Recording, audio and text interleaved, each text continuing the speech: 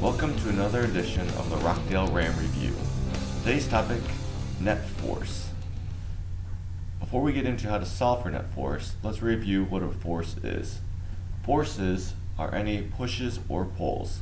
So in today's example problems, we're going to be looking at how to determine the total amount of force, which is measured in newtons, is on an object. Now let's take a look at a few examples. Alright, let's take a look at an example problem. In this problem, we have 5 newtons pulling away from our object in one direction and 5 newtons pulling away in the other directions. So the arrows going away are pulling, the arrows are going towards the object, they are pushing. Remember, forces are pushes or pulls. So what we're going to do is try to figure out the net force on the object.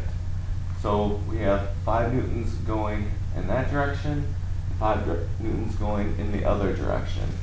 So all we're going to do is 5 minus 5, because they're going in opposite directions, would simply equal 0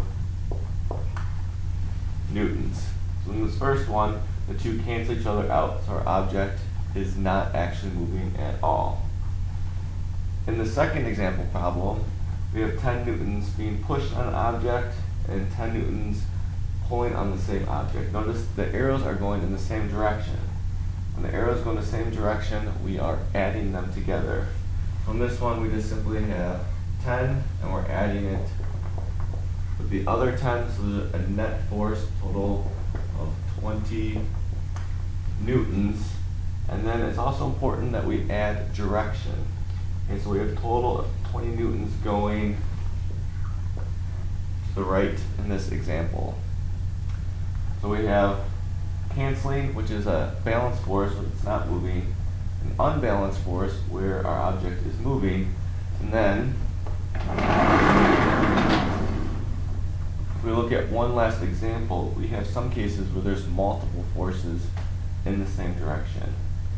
So we have 10 newtons being pushed, and then 3 newtons pulling, another 2 newtons being pushed on the object. First thing we want to do is add the same forces. So we have the 3 plus 2. So we're going to have a total of 5 newtons going to the left against our 10 newtons going the other direction. So we're going to subtract the 10 newtons going that way from our 5 newtons going the other way. So we're going to end up with a total of 5 newtons going to the right. Again, an unbalanced force, but all you're doing is you're adding like forces and subtracting them from the other forces. Thanks again for watching another edition of the Rockdale RAM Review on net forces.